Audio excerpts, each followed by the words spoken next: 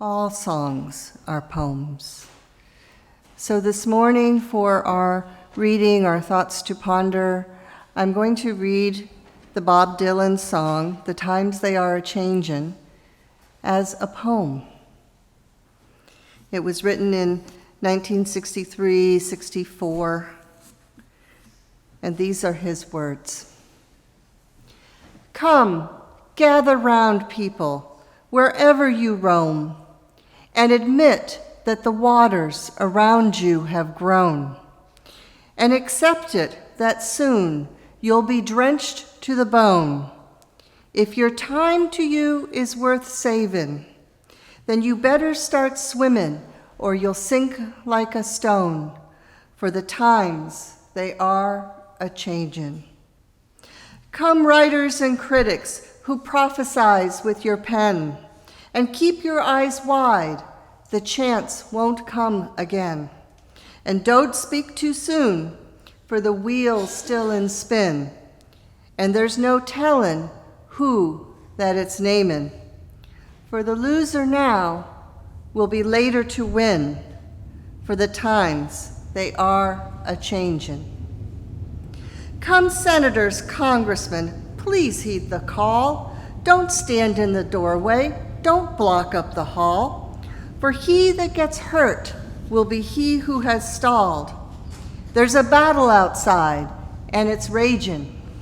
It'll soon shake your windows and rattle your walls, for the times they are a-changin'.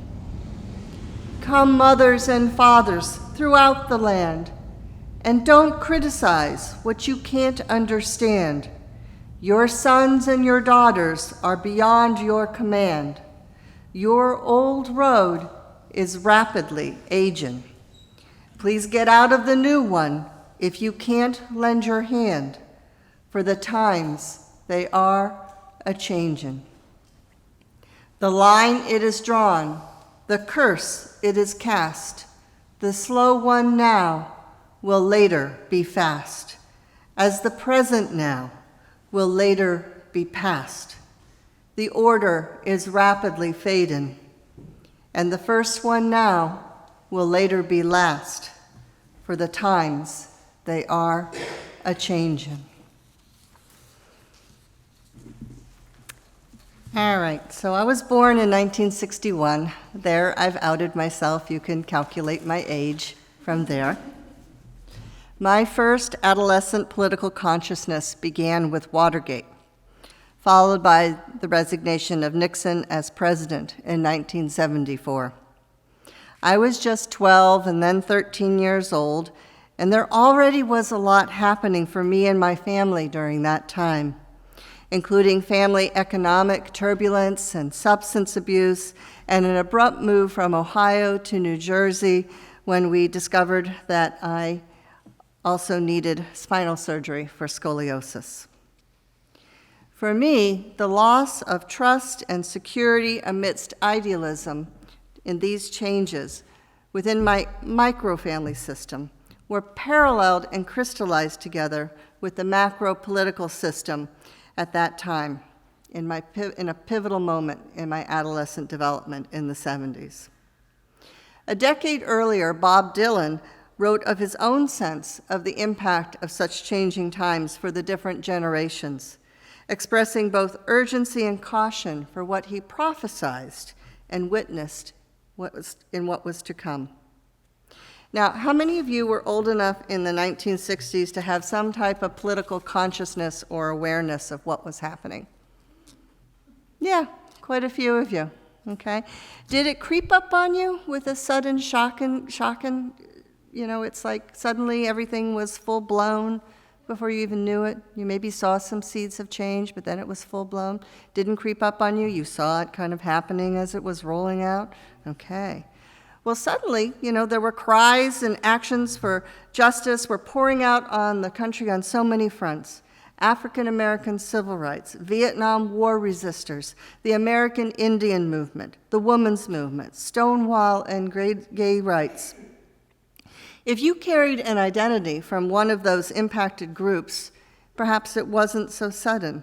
You were already part of the movement. But I do suspect that the fullness of all of these oppressed groups breaking into the public square at the same time might have been a bit surprising in its intensity for most people. If you were an adult then, you don't have to answer this if you don't want to, did you rise up and pitch in and take action? Or did you watch it by choice or ability from the distance and over the television, as my family needed to do during that time?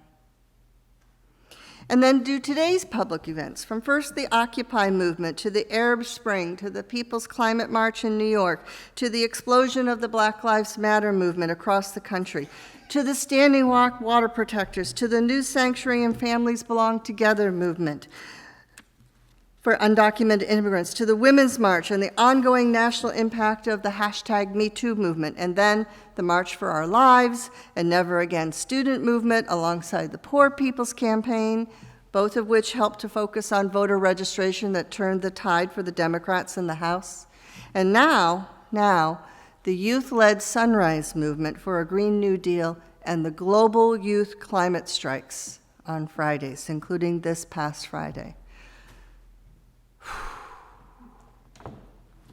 Do these waves of movement seem at all similar to the 1960s? What should our stance as Unitarian Universalists be when the times they are a-Changin'? How do we side with love and movement building during these times, particularly when we, as my family was in the 1970s, or as a congregation might be, when we're already maybe struggling simply to save ourselves and to move at all, when we have more than enough on our plate for just our own survival? How do we lovingly care for ourselves, family, and friends, as well as our larger world during the storms that are currently raging, with even more powerful storms yet to come? That used to be a metaphor. That used to be a metaphor. This question goes to the root of our call during these times as a people of faith. And the times they are a-Changin', not only for our larger world, but also for you here in Canton during these challenging times. Now, back in 1966 at his UUA General Assembly Ware lecture, Martin Luther King Jr. spoke to us then with words that still ring prophetically true today. He warned, quote, "One of the great misfortunes of history is that all too many individuals and institutions find themselves in a great period of change and yet fail to achieve the new attitudes and outlooks that the new situation demands." He goes on to say, "There is nothing more tragic than to sleep through a revolution, and there can be no gainsaying of the fact that a social revolution is taking place in our world today." End quote.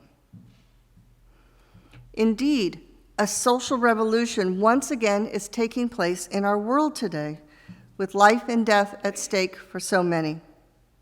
And you too here in Canton have a role to play in these challenging times, in forging a new shared vision for the ongoing work of your congregational life with and within our larger association of Unitarian Universalist congregations. In the past 2 years, the UUA has emerged from a conflicted and transformative period, with presidential and more resignations, an embrace of the Black Lives of Unitarian Universalist call for teach-ins on white supremacy, and the election of our first female president. 1 year ago, our UUA Board of Trustees held their board meeting at the historic Highlander Center in Tennessee. Now, how many of you have heard of the Highlander Center? 1, 2, okay. Did you know about it before the fire? You know, there was a fire at the Highlander Center recently. They're recuperating, but that was a hard thing. The Highlander Center is a grassroots organization that has been engaged in collective movement training and building over the past 85 years. Now, it's amazing, folks, and historic that our UUA Board of Trustees met at the Highlander Center for one of their board meetings. Our UUA leadership, fully intends not to sleep through this particular revolution as they engage in their visioning processes for our Association of Congregations. The times they are a-Changin. How large and how rooted will your vision be here in Canton? How well prepared are you to rise up and share in the creation and implementation of that vision with your interim minister, when you call them, and your fellow congregants, as well as your fellow Unitarian Universalists in your region and across the country and our shared world? For indeed, we are an international movement as Unitarian Universalists. One thing I do know from experience is that cultivating a vision and sustaining ourselves through the messy implementation of that vision is never easy. It's also never an individual project. It must be a collective one, all rising together, each to their own ability and with loving support and recognition of each other's personal story and abilities. A vision rooted in a sense of the abundance of our collective gifts. Now, part of this learning happened for me through unique historical and experiential factors, and it continues today. Some of you know I have been involved with racial and economic justice education and action since my young adulthood, primarily in urban ministry and in social work, including nearly 18 years of directing a weekend urban youth ministry program through the Unitarian Universalist Urban Ministry. Currently, my community ministry is focused in higher education. At the end of 2014, I taught a very challenging racial justice and cultural oppressions course at Boston University School of Social Work. 1/3 of my students were students of color, and 2/3 were white students. We were keenly aware of the things happening beyond the classroom, particularly all the murders of young black men. Previously, Trayvon Martin, the beginnings of the Black Lives Matter movement in 2012, and now Michael Brown, Eric Garner, and young 12-year-old Tamir Rice, 2014. The streets were ringing with cries for justice, and the Black Lives Matter movement began to take to the larger public stage for the first time. It's not atypical in any class for some to feel more comfortable speaking up and for some to sit listening. Often my white students prefer to just listen. A tactic I learned during the Occupy movement that I use to disrupt these tendencies is to have the students agree at the beginning to a practice of stepping up and stepping back. Though today I tend to say rise up and hold back because it's less ableist in metaphor. But at that time, I was using the language of step up and step back. So in other words, students who are more comfortable speaking out are asked to practice stepping back and listening to create space for others who need time to practice stepping up to do so. Well, that didn't exactly work for this particular class, as long as I had been doing it. A young, highly engaged African-American man expressed his profound frustration, that it compounded his frustration to be asked to step back. "No," he said, "no, everyone needs to step up. The practice should be step up, not step back," particularly for these young white students for whom it was easier and more comfortable to sit and listen than to do the hard and less familiar emotional work of risk and engagement. Now, with challenge and support and a lot of grace from this young African-American man, gradually everyone began to risk entering brave space and to communicate with each other at more vulnerable depths. The times, they are a-Changin. What worked before may not work now. New paths and new practices are called for, both here on the micro level of a congregation and on the macro level of our larger country. So how will you here in Canton rise up in this process? For the times are calling us to attend together to the most serious concerns of our shared lives. and it is our children, the next generation right here in our midst, who are facing the most deadly consequences of our failure to find strength in knowledge, analysis, commitment, and collective action. Those coming of age now know this reality well, and they're taking matters more and more into their own hands on the matters of mass shootings and gun violence, as well as the climate emergency. You'll notice that I'm saying climate emergency and not climate change. This is the new language that we're being asked to speak to. Climate emergency, climate crisis. It's no longer climate change, climate changed. We are facing a climate emergency and a climate crisis now. These young people, they're not going to wait for senators and congresspeople who are going to block up the door. They believe the evidence of the realities in the school shootings that they are experiencing and what they're being taught about the climate crisis in their public school systems, including that, according to the latest United Nations climate scientists, we have a mere 10 to 12 years left to prevent the most catastrophic level of planetary change. The times, they are a-Changin. This is the heavy new reality. I don't say this to make everybody go into depression and despair about it, okay? Because it precisely can't be faced as individuals, okay? Despair and depression, it doesn't matter. It's not going to be faced as individuals. That's why we have to pull ourselves together and get the collective going. It's actually white supremacy as a tool of settler colonialism that has hurt us all. It creates this false narrative of individualism.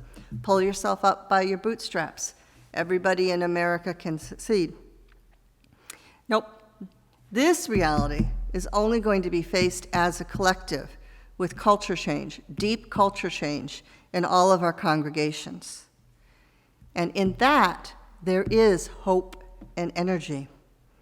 A hope and energy that we witness in all of these collective public national movements, as well as international movements in these times.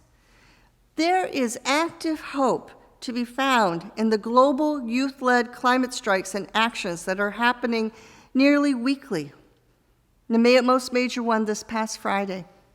If you're not on Twitter, you can find they're all posting hundreds and thousands of people in the streets. And the most major one is going to be coming up on September 20th. Mark your calendars now. Get down and participate in it, September 20th. There is hope also to be found in an action on New Year's Day, when 5 million women in India stood hand in hand and across castes, across the caste system, on behalf of gender justice progress in India, with thousands of men also standing in solidarity with them, resisting attacks on their bodies from the pelting of rocks. We need to watch and learn from these collective movements because those are the sources of our hope and inspiration. If we drown ourselves in the social media despair, we're going to miss this other stuff. Okay? And with all the possibilities of a new vision come the specific tasks to accomplish and new relationships and partnerships to forge. It is in the nitty-gritty of change that we often find a need to face our deepest fears and anxieties together. Again, it's one thing to have a vision or a dream, as John Lennon did, as Martin Luther King did, as many did whose stories have yet to be told in our public square legacy. It's quite another thing to be able to implement that vision or dream for the long haul, through the thick and thin of whatever new or unanticipated problems you might face, and caring for each other in that process. We can only do this together. It is, and again I'll say it again, it cannot be done as an individual project, or even a project of 2 or 3 together, or an act of salvation by a new minister. This will take all of us and the full multitude of our congregations in partnerships with local and global communities. The various movement leaders in the 1960s knew this, and many trained through the Highlander Center. The fruition of what the world witnessed as the civil rights movement only came after many, many years of different groups working together or side by side, carefully and strategically laying the groundwork. Groups that include the NAACP, the Southern Christian Leadership Conference, the Congress on Racial Equality, the Student Nonviolent Coordinating Committee, among others. As a couple of examples, the NAACP spent decades building case law to overturn portions of the Jim Crow laws of segregation. Now, how many of you have heard the stock story about Rosa Parks? That she's just like an old lady and she just got tired and just refused to give up her seat. Do you all know that that's a stock story? That's not the real story. Okay? Who doesn't know that that's a stock story? You want to hear the real story? Okay. So the real story is that Rosa Parks trained at the Highlander Center. Rosa Parks was the branch secretary for the NAACP in Montgomery, Alabama. Hers was a planned action as part of a collective movement. It was not a solitary act of resistance. When we glamorize the individual, we do not know these concealed stories of how the individuals are prepared as part of a collective to engage in change actions. Now, I'm going to see, how many of you know who Irene Morgan is? Ah, you do? Do you know who Irene Morgan is? Oh, okay. My A+ student there, right? Okay, most people won't know about Irene Morgan, but without Irene Morgan, we never would have had the Freedom Riders, okay? The NAACP took her case in 1944, long before Rosa Parks, took her case up to the Supreme Court. She had refused to give up her seat on an interstate bus.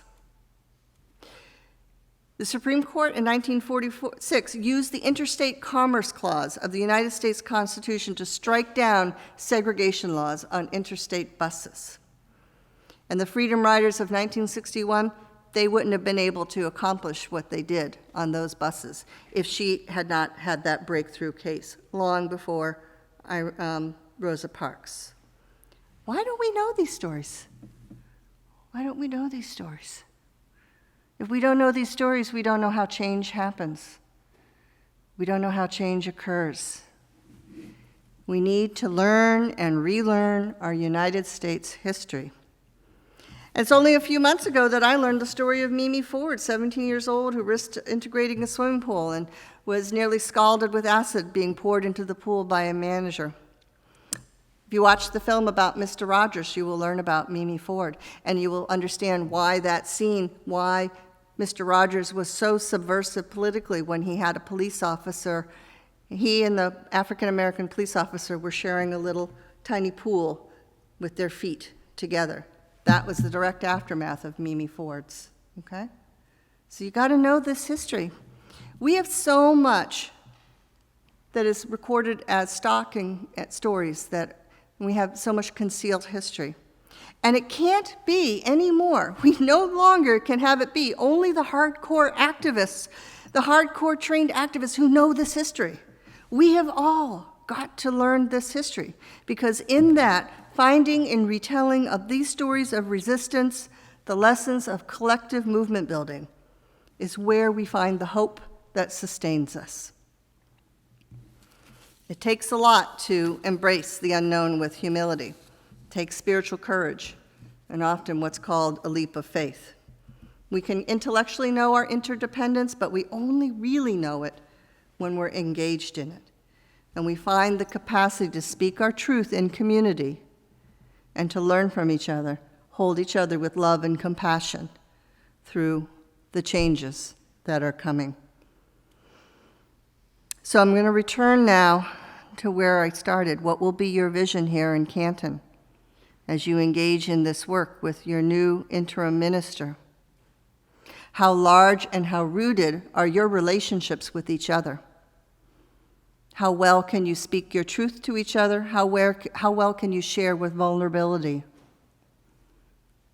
Because this is the task before us, to do this and to do this well, because there is so much at risk now.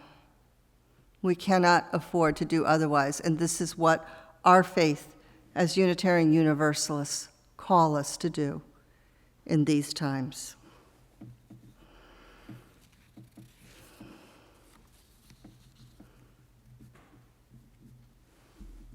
For the times they are a-changin'. We can change with them. Just don't stand at the doorway. Don't block up the hall. Your old road is rapidly aging. Blessed be, and amen.